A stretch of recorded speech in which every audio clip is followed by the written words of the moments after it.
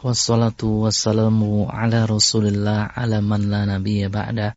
Para pendengar yang budiman, segala puji bagi Allah Subhanahu wa taala, Rabb semesta alam. Salawat dan salam senantiasa tercurahkan kepada Nabi kita Muhammad sallallahu alaihi wasallam, keluarganya serta para sahabatnya. Para pendengar yang budiman, semua kita pasti mengidamkan rumah tangga yang bahagia, damai, dan harmonis. Semua kita pasti menginginkan rumah tangga yang jauh dari pertikaian, perseteruan, problematika antara suami istri. Rumah tangga yang penuh kedamaian, rumah tangga yang penuh dengan sakinah, mawaddah, dan rahmah dapat diraih dengan membangun keluarga di atas dasar-dasar yang benar, tujuan-tujuan agung, dan cara-cara yang baik. Rumah tangga adalah basis masyarakat yang paling inti dan lembaga pendidikan paling pertama dan utama bagi anak-anak. Rumah tangga itu seharusnya menjadi markas utama penanaman akidah yang kokoh, basis penegakan syariat Allah, lembaga penggembelengan akhlak dan budi pekerti yang luhur. Para pendengar yang budiman, agar rumah tangga kita menjadi rumah tangga yang senantiasa memperoleh kedamaian, memperoleh ketenangan, memperoleh keharmonisan, hendaknya rumah tangga kita senantiasa ditaburi dengan benih-benih keimanan kepada Allah Subhanahu wa taala. Para pendengar yang budiman, ada beberapa hal, ada beberapa sarana menabur benih keimanan di dalam rumah tangga. Yang pertama, jadikanlah rumah sebagai tempat zikrullah. Rasulullah sallallahu alaihi wasallam bersabda, "Masalul baiti alladhi yudhkarullahu fihi wal baiti alladhi la yudhkarullahu fihi masalul hayy wal mayyit." Perumpamaan rumah yang di dalamnya ada zikrullah dan rumah yang tidak ada zikrullah di dalamnya adalah laksana perumpamaan antara orang yang hidup dengan orang yang mati. Hadis riwayat Muslim. Para pendengar yang budiman, Rasulullah sallallahu alaihi wasallam memberikan perumpamaan yang bagus sekali. Rasulullah sallallahu alaihi wasallam memberikan permisalan. Yang permisalan ini hendaknya perlu kita fahami bersama, hendaknya perlu kita renungi bersama, bahwasannya seorang yang berzikir sama halnya seperti halnya orang yang hidup, sama halnya seperti halnya orang yang ada. Sementara seorang yang tidak berzikir atau rumah yang tidak diisi dengan zikrullah, maka rumah tersebut bagaikan tidak ada penghuninya, mati. Ya, seperti halnya orang yang mati. Ya. Bagi halnya orang yang hidup ataupun orang yang ada tentunya memiliki faedah, memiliki keutamaan-keutamaan baik di dunia dan di akhirat. Dengan demikian orang yang berzikir pun memiliki keutamaan, baik keutamaan di dunia maupun keutamaan di akhirat. Sehingga keluarga yang senantiasa berzikir kepada Allah Subhanahu wa taala, suami dan istri senantiasa membasahi lisannya dengan zikir kepada Allah Subhanahu wa taala, maka memiliki faedah di dunia dan akhirat. Di antara faedahnya adalah maka keluarga tersebut akan menjadi keluarga yang tenang, tentram. Bukankah Allah Subhanahu wa taala berfirman, "Ala bizikrillah tatmainnul qulub." Tahulah dengan berzikir kepada Allah Subhanahu wa taala, hati akan menjadi tenang, hati akan menjadi tentram. Sebaliknya, keluarga ataupun rumah tangga yang tidak berzikir pada Allah Subhanahu wa taala dalam rumah-rumah mereka. Tidak dibacakan Al-Quran, tidak dilantunkan zikir pagi dan petang di dalamnya, tidak terdengar ucapan-ucapan kalimat tasbih, subhanallah, tidak terdengar dari rumahnya ucapan-ucapan tahmid, alhamdulillah, atau ucapan-ucapan takbir, Allah Akbar, atau ucapan-ucapan zikir yang lain, maka rumah tersebut seperti halnya tidak ada penghuninya. Seperti halnya orang yang meninggal dunia, ya, yang mereka tidak memiliki atau tidak mendapatkan faidah sedikit pun. Para pendengar yang budiman, oleh karena itu, marilah kita jadikan rumah-rumah kita untuk senantiasa di dalamnya dibacakan ayat-ayat suci Al-Quran, di dalamnya dilantunkan zikir-zikir, di dalamnya dipelajari ilmu.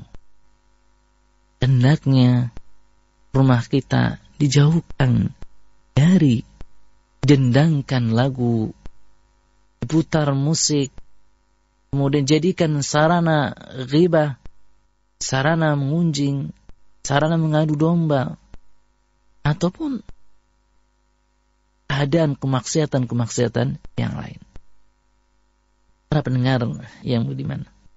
Kemudian yang kedua, jadikan rumahmu sebagai tempat beribadah.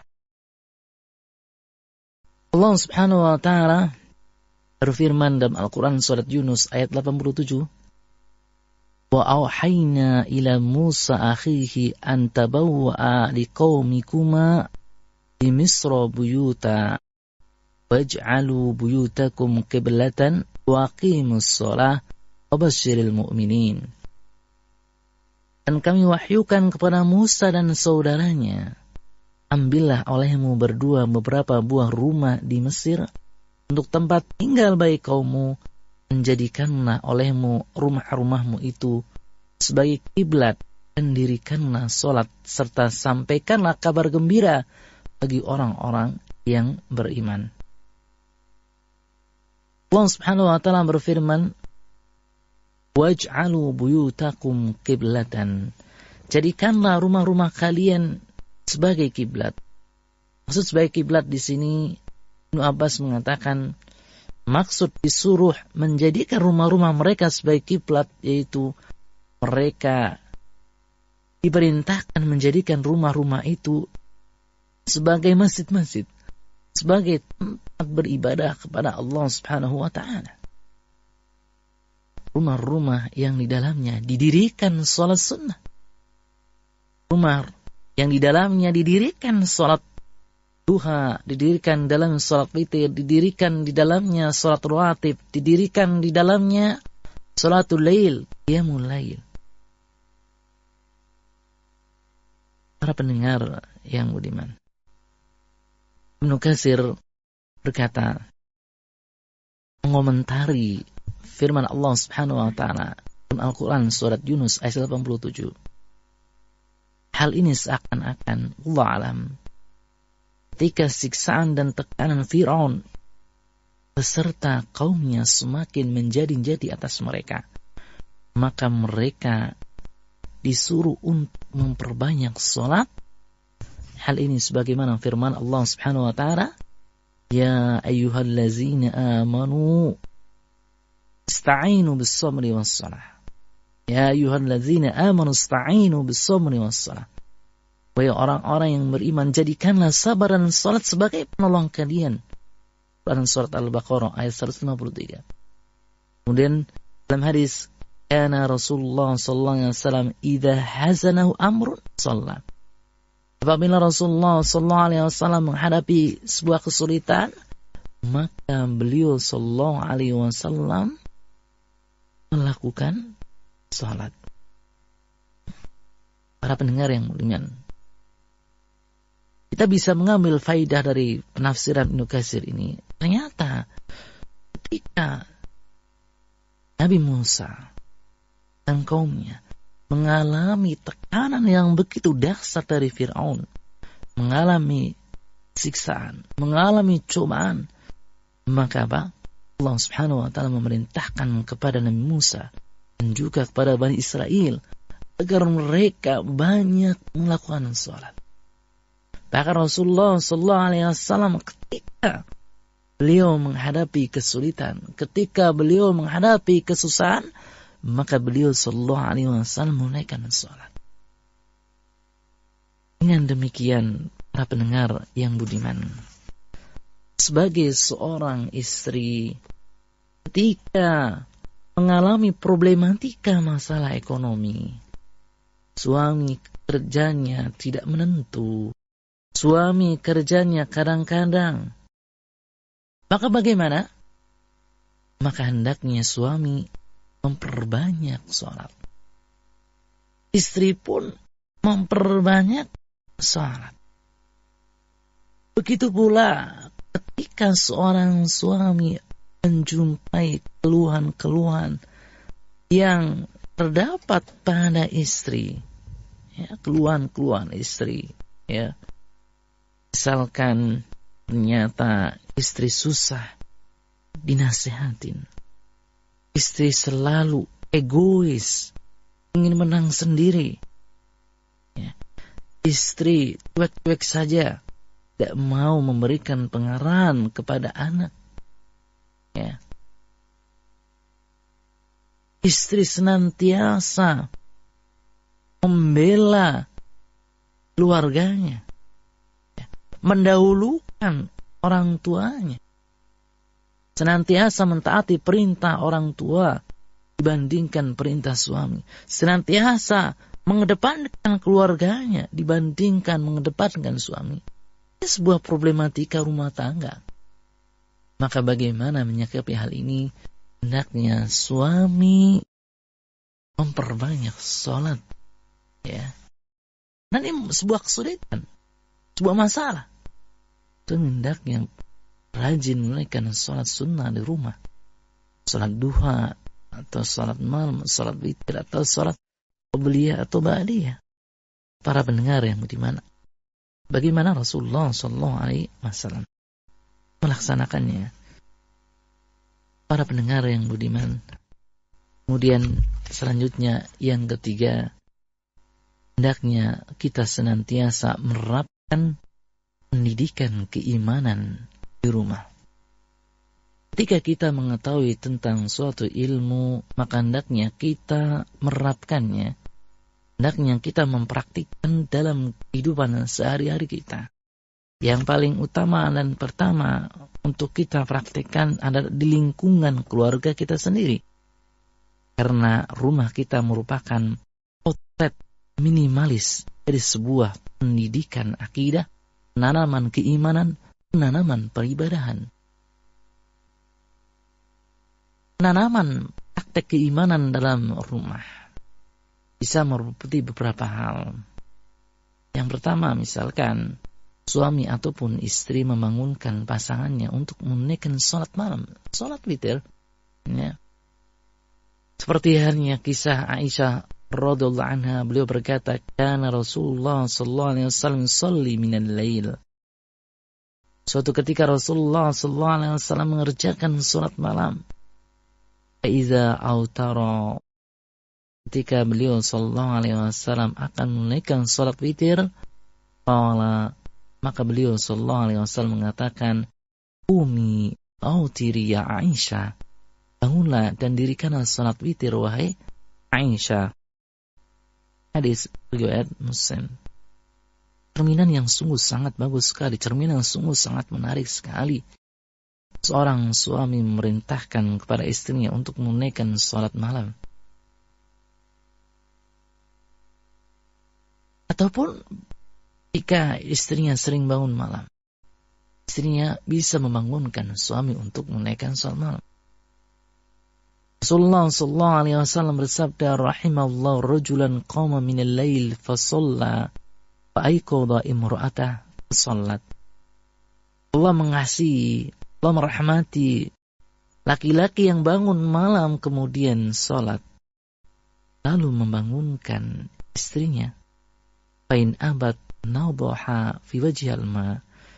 Sekiranya ia tidak mau, ia memperciki wajahnya dengan air. Kemudian Allah juga merahmati seorang wanita, seorang istri yang bangun pada waktu malam hari. Kemudian ia menunaikan sholat. Ya. Kemudian ia membangunkan suaminya. Apabila suaminya tidak mau, maka ia memerciki wajahnya dengan air. Hadis riwayat Ahmad dan Abu Daud. Mempraktikkan keimanan bisa dilakukan dengan cara membiasakan dan menganjurkan istri untuk senantiasa bersedekah. Karena sedekah sangat ajaib sekali, memiliki keutamaan yang sangat dahsyat, sangat luar biasa. Kayak Rasulullah SAW memerintahkan kepada para ummahat, pada para wanita untuk bersedekah. Beliau SAW bersabda, "Ya ma'sarun nisa, tasaddaqna. Wahai segenap kaum wanita, hendaklah kalian bersedekah. Fa inni ra'aitukunna aktsaru ahlin nar." Karena sungguh aku melihat bahwa kalian adalah mayoritas penghuni neraka. Hadis riwayat Bukhari. Para pendengar yang beriman, ide yang bagus, ide yang sangat cemerlang untuk mewujudkan keimanan dalam rumah tangga melalui sedekah adalah dengan meletakkan kotak infak di dalam rumah. Kotak infak. Nah, kemudian kita isi kotak infak tersebut, ya, diisi ya Rp1.000, Rp2.000, Rp5.000, Rp10.000. Kemudian nanti ketika memang sudah cukup atau sudah 1 bulan, diberikan untuk infak fisabilillah, atau diberikan untuk dakwah, atau diberikan untuk orang-orang miskin, atau diberikan untuk para janda, berikan untuk anak yatim. Para pendengar yang budiman, selanjutnya yang perlu kita tanamkan di dalam keluarga kita, puasa-puasa sunnah. Para pendengar yang budiman, kemudian yang selanjutnya, yang keempat adalah hendaknya kita perhatian pada doa-doa yang disyariatkan dan sunnah-sunnah yang berkaitan dengan rumah. Sebagai seorang suami, hendaknya ketika masuk rumah berdoa, ketika keluar rumah berdoa kepada Allah Subhanahu wa taala. Imam Muslim dalam sahihnya meriwayatkan bahwasanya Rasulullah SAW bersabda, jika seorang laki-laki masuk ke dalam rumahnya, kemudian menyebutkan nama Allah Subhanahu wa taala ketika masuk dan ketika makan. Ingat nih, orang mukmin ketika masuk mengucapkan doa, Bismillahi tawakkaltu 'ala Allah la haula wala quwata illa billah. Ucapkan bismillah. Kemudian ketika makan pun mengucapkan bismillah. Maka apa yang terjadi? Maka setan berkata, la mabita lakum wala asya'a hahuna. Kamu tidak punya jatah untuk mabit, bermalam, dan tidak punya jatah untuk makan di sini. Apabila laki-laki tersebut masuk rumah tanpa berzikir kepada Allah Subhanahu wa taala, qala adraktumul mabit, maka setan berkata kepada kerabatnya atau kepada teman yang lain, kamu mendapatkan jatah untuk bermalam di rumah ini. Kemudian ketika ia tidak mengucapkan bismillah saat makan, maka qala adraktumul mabit wal asya, ya, kalian akan mendapatkan tempat tidur dan makan. Para pendengar yang budiman, maka hendaknya kita sebagai seorang suami ataupun istri saat masuk ke rumah, ya, membaca doa Bismillahi tawakkaltu, Bismillahi walajna, mohon maaf, Bismillahi walajna, Bismillahi kharajna, wa ala rabbina tawakkalna. Ya, Bismillahi walajna, Bismillahi kharajna, wa ala rabbina tawakkalna. Ketika masuk mengucapkan doa ini, ya, Bismillahi walajna, Bismillahi kharajna, wa ala rabbina tawakkalna. Ya. Ketika keluar pun kita berdoa kepada Allah Subhanahu wa taala dengan doa Bismillahi tawakkaltu 'ala Allah la haula wala quwata illa billah. Ya. Doa dengan doa itu. Kenapa demikian? Ketika kita keluar berdoa dengan doa tersebut, maka apa? Yuqalu lahu, maka dikatakan kepadanya, hasbuka, qad hudita, wa kufita, wa wukita. Cukuplah bagimu, engkau telah diberi petunjuk, engkau telah dicukupi dan dijaga, sehingga setan akan menyingkir. Kalau setan akan berkata, nah yang lainnya, Aifalaka birojilin qad hudiya wa kufiya wa qiya. Bagaimana kamu dapat mengganggu, menggoda seorang yang telah diberi petunjuk, dicukupi dan dijaga? Hadis riwayat Abu Daud. Para pendengar yang budiman, bisa jadi pertengkaran yang terjadi antara suami istri, ya, karena suami istri tidak senantiasa mengucapkan zikir ini ketika masuk rumah dan juga ketika keluar rumah. Setan bermalam di rumah tersebut. Sehingga apa? Mudah sekali bagi suami atau istri emosi. Emosinya tinggi sekali.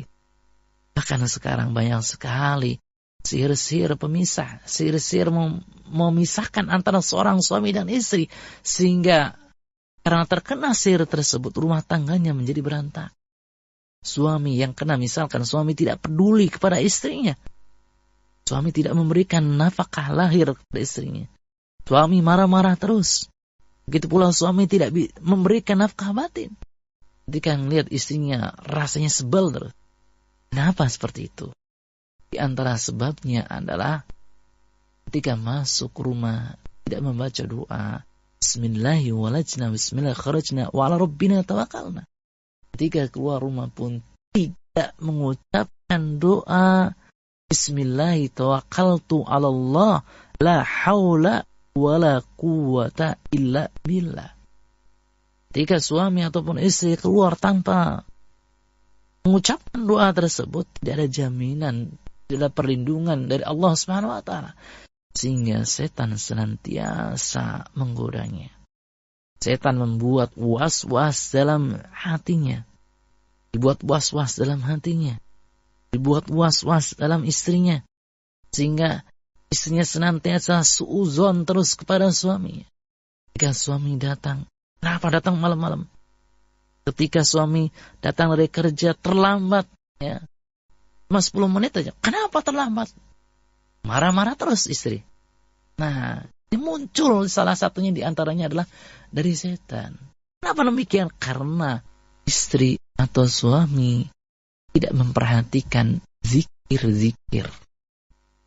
Para pendengar yang budiman, selanjutnya yang terakhir, yang kelima, hendaknya rutinkan membaca surat Al-Baqarah di rumah untuk mengusir setan. Setan sebagaimana kita tahu makhluk buruk, makhluk jahat, perangan terjadi antara manusia dengan setan. Setan senantiasa mengajak, menggelincirkan manusia ke lubang kebinasaan. Salah satunya adalah perceraian. Ingat, perceraian. Perkara-perkara yang sifatnya sepele itu bisa dibesar-besarkan oleh setan, ya, sehingga apa? Menimbulkan rumah tangga yang rusak. Gara-gara seorang istri memecahkan gelas, memecahkan piring, istri sedang mencuci piring, pecah piringnya. Suami marah-marah terus. Ketika suami marah-marah terus, apa? Ribut akhirnya antara suami dengan istri. Istri nggak terima. Saya nggak terima nih.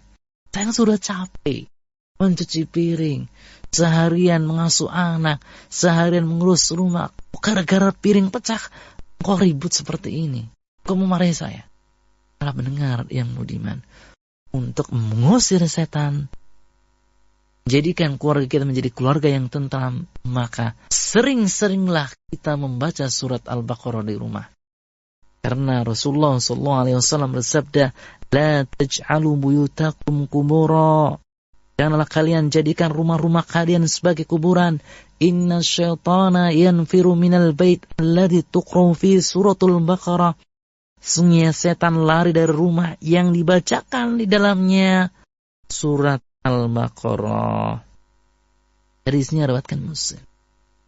Ketika seorang istri menjumpai seorang suami senantiasa dalam keadaan bermuka masam, hari-harinya diliputi dengan muka masam, Hari-harinya dibumbui dengan muka masam, tidak pernah senyum. Suami pun berkata seadanya saja. Jika mau makan, Bu, makan. Ya, setelah makan biasa lagi. Muka masam, tidak pernah mengajak ngobrol. Ya, pokoknya dunia begitu sempit sekali. Gitu kan? Nah, perilaku suami seperti itu. Nah, bagaimana istri menghadapinya? Banyak baca surat Al-Baqarah. Ayo baca surat Al-Baqarah di rumah. Ya, dari mulai Al-Fatihah, Al-Baqarah. Sehari dapat misalnya 100 ayat, sehari dapat 50 ayat. Serah gitu ya. Nanti ketika sudah tamat, ulangi lagi dari Al-Fatihah, kemudian ke Al-Baqarah lagi. Terus menerus seperti itu. Niscaya setan tidak akan masuk dan lambat laun problematika rumah tangga kita akan terselesaikan. Rasulullah sallallahu alaihi wasallam bersabda, "Iqra'u surat Al-Baqarah fi buyutikum." Bacalah surat Al-Baqarah di rumah-rumah kalian. Fa inna syaitan la yadkhulu baitan yuqra'u fi suratul Baqarah. Sesungguhnya setan itu tidak masuk ke dalam rumah yang dibaca di dalamnya surat Al-Baqarah. Allah a'lam.